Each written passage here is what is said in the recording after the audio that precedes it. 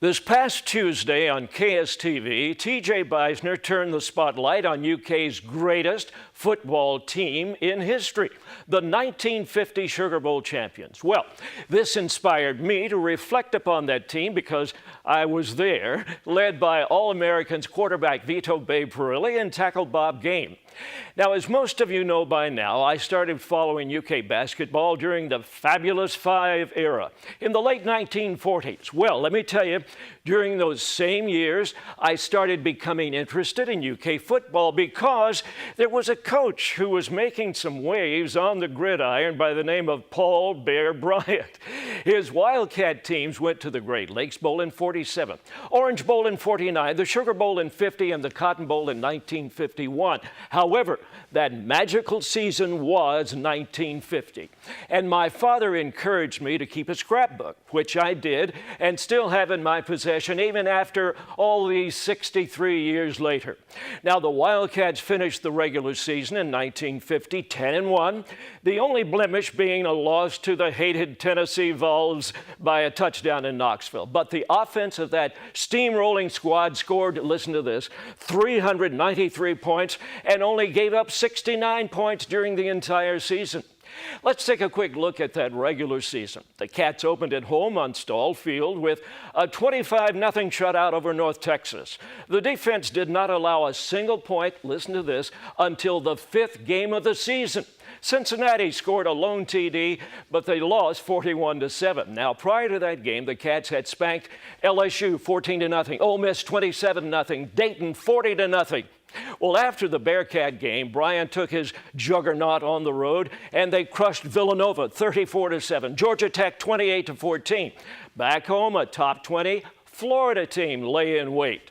Does that sound familiar, Florida? But the mighty Wildcats made fish bait out of the Gators as number 17 Florida fell by a score of 40-6. Next, it was Mississippi State putting in a little fight before succumbing 48-21.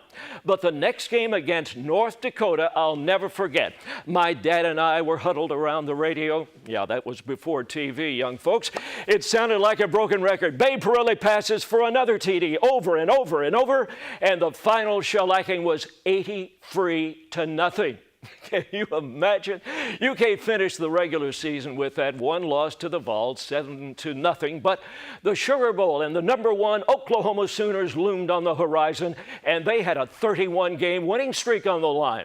It was a cold, gray day before 82,000 fans, 15,000 from Kentucky, but the defense dominated the 17th Sugar Bowl with a month to prepare. Listen to this. The Bear, Paul Bryant, sprung a surprise. Defensive look at the Sooners.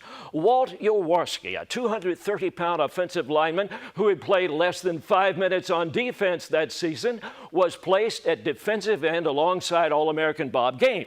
Well, the Sooners double-teamed Game, but Yawarski went wild, hounding the Sooners quarterback Claude Arnold all afternoon, and for his play in sacking the Oklahoma quarterback time after time and recovering 2 fumbles, leading to Wildcat TDs, Walt Yawarski was named the most valuable player. UK defeated the top-rated Sooners 13-7 and finished that season 11-1. And despite being ranked number 7 in the polls, UK was deemed co-national champions with Oklahoma. How about that? They had just defeated Oklahoma. But in 1991, a retroactive ranking by Jeff Sagarin placed UK in the record books as the national champions of college football in 1950. Now, I may never see another UK national champion in football in my lifetime, but I was there 63 years ago as a 15-year-old Wildcat fan welcoming home the greatest team in UK football history. I'm Radio Ron Chilton for KSTV.